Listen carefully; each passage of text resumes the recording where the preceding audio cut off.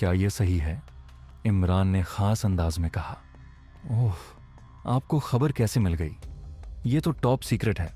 वैसे घबराने वाली कोई बात नहीं है, बस मामूली सी गड़बड़ हुई है जिसे संभाला जा रहा है, कर्नल शाह ने टालने वाले अंदाज में कहा। क्या गड़बड़ हुई है? तफसील बताइए, इमरान ने कहा। सॉरी मिस्टर X2, ये मेरे महकमे का मसला है, आप इसमें दखल न दें, कर्नल शाह ने रूखे से लहजे में जवाब देते हुए कहा। देखिए कर्नल शाह, दिफाई लैबोरेटरी में गड़बड़ मुल्क की सलामती का मसला है और आप जानते हैं कि X2 के इख्तियारात क्या हैं।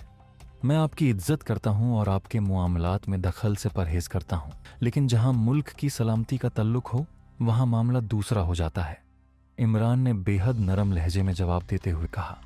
आप बेफिक्र रहें, ऐसा कोई मसला नहीं है। कर्नल शाह अपनी बात पर अड़ा रहा। ओके, थैंक यू, इमरान ने कहा और हाथ बढ़ाकर करीडल दबा दिया। कोई खास मसला सामने आया है? ब्लैक जीरो ने संजीदा लहजे में कहा। अभी पता चल जाएगा। मैं चाहता तो कर्नल शाह पर जोर डाल सकता था, लेकिन उसकी जरूरत नहीं पड़ेगी, इमरान ने कहा और दोबारा घुमाने शुरू कर दिए। यस PA2, सेक्रेटरी खारिजा। कुछ लम्हों बाद सर, सुल्तान के PA की आवाज सुनाई दी। इट इज X2, इमरान ने संजीदा और खास लहजे में कहा।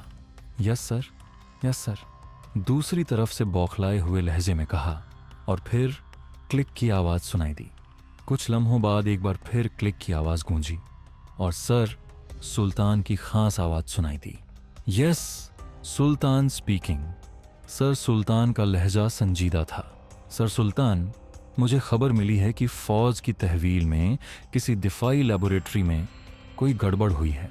मैंने मिलिट्री इंटेलिजेंस के चीफ से बात की है, लेकिन वो टाल गए हैं। मैंने ज़्यादा समझाना मुनासिब नहीं समझा। आप फौरन वजारत दिफा से उस गड़बड़ की तफसीली रिपोर्ट लेकर मुझे फ़ोन करें। मैं इंतज़ार करूँगा, इमरान ने X2 के ख़ास लहजे में इंतहाई संजीदा होकर कहा। कैसी गड़बड़? कोई नौयत? सर, सुल्तान ने संजीदा लहजे में पूछा। नौयत तो मैं जानना चाहता हूँ, इमरान ने जवाब दिया। ओके, मैं बात करता हूँ, फिर आपको खबर दे दूंगा, दूसरी तरफ से सर सुल्तान ने कहा और इमरान ने रिसीवर रखकर एक लंबी सांस ली। दिफाई लेबोरेटरी में हंगामी हालात का समा था। हर शख्स इंतहाई परेशानी और अफराद फरी का शिकार नजर आ रहा था। लेबोरेटरी के क्रश हॉल में 4 अफराद कुर्सियों के पीछे इंतहाई परेशानी के आलम में बैठे हुए थे। दीवार पर एक स्क्रीन रोशन थी जिसमें लेबोरेटरी के खुफिया रास्ते का मंजर मौजूद था। उस रास्ते का दरवाज़ा टूटा हुआ था और आसपास बहुत सी तारों का जाल बिछा हुआ था। हैरत है, आखिर उसका हाथ ब्लू कैप्सूल तक कैसे पहुंच गया? एक अधेड़ उम्र आदमी ने बीच में बैठे सफ़ेद बालों वाले से मुखातिब होकर कहा। मैं भी यही सोच रहा हूं, इस कदर हिफाजती इंतजामात को आखिर उसने किस तरह नाकाम किया? सफ़ेद बालों वाले ने कहा। उसके चेहरे पर सख्त परेशानी साफ झलक रही थी। उसी लम्हे टेलीफोन की घंटी बज उठी और फिर सफ़ेद बालों वाले ने रिसीवर उठा लिया। यस, डॉक्टर नाथन स्पीकिंग, सफ़ेद बालों वाले ने कहा। Colonel Shah Faram and doctor, museum की तलाश जारी है। आप मजीद चेक करें कि आखिर वो किस तरह ब्लू कैप्सूल उड़ाने में कामयाब हुआ।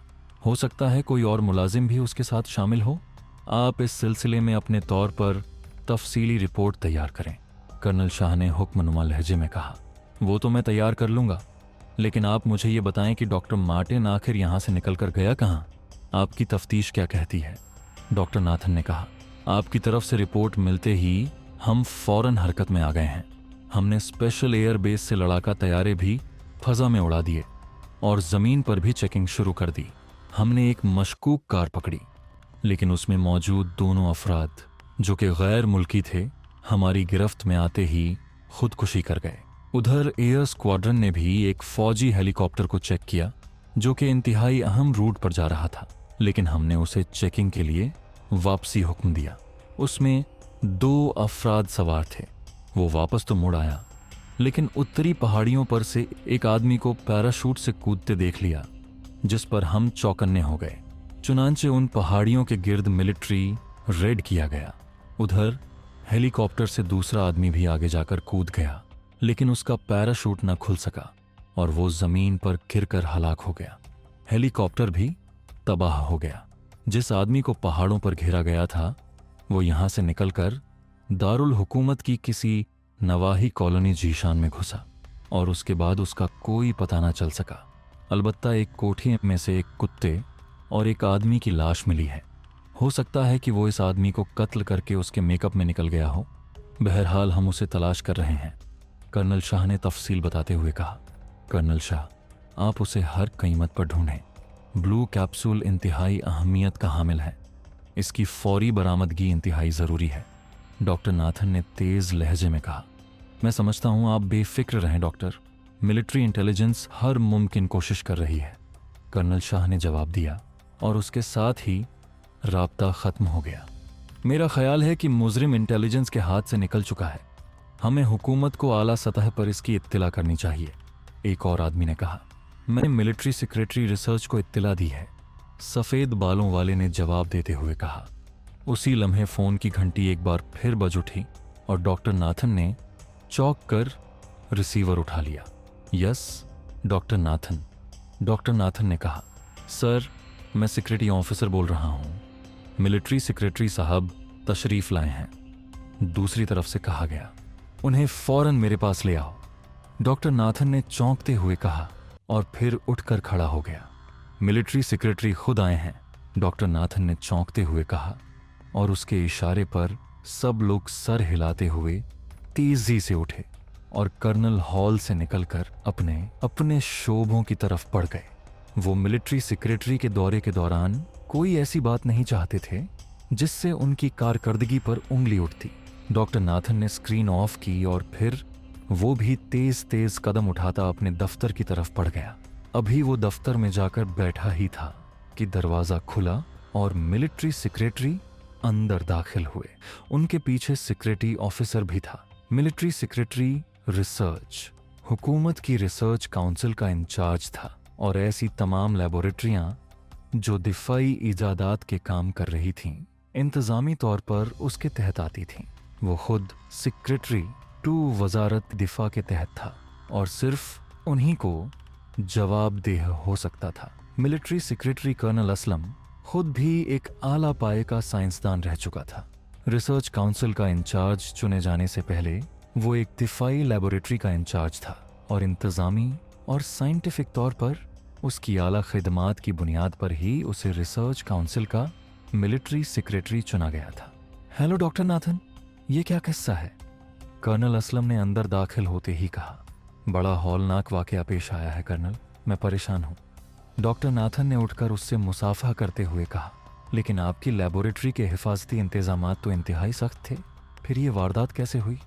कर्नल असलम ने एक कुर्सी पर बैठते हुए कहा। सर, अजीब व गरीब अंदाज में वारदात हुई है, कुछ समझ में नहीं आया।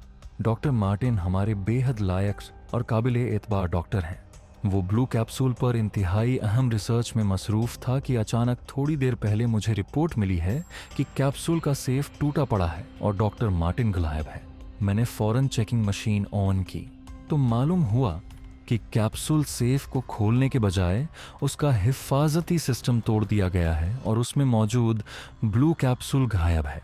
मज़ीद चेकिंग पर मालूम हुआ कि खुफिया गेटवे 3 का हिफाजती सिस्टम भी निकारा कर दिया गया है और उसका इलेक्ट्रॉनिक दरवाज़ा तोड़ दिया गया है।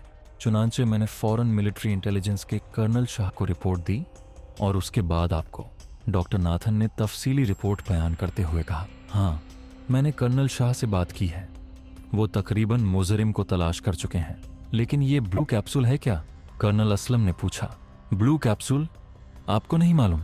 डॉक्टर नाथन ने चौंकते हुए कहा।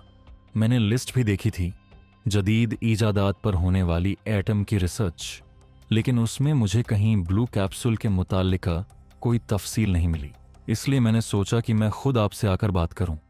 कर्नल असलम ने कहा।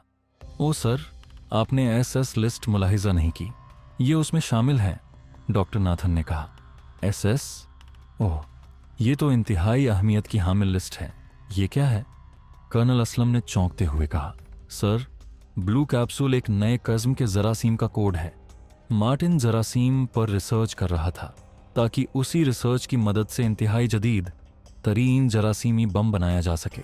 दोस्तों, अगर आपको हमारी ये वीडियो पसंद आई है तो लाइक ज़रूर कीजिएगा, अपने दोस्तों के साथ शेयर करें और चैनल RS विद तलहा को सब्सक्राइब करना मत भूलिएगा। साथ ही बेल आइकॉन दबाइए ताकि नई वीडियोस का नोटिफिकेशन सबसे पहले आपको मिले। अल्लाह हाफिज।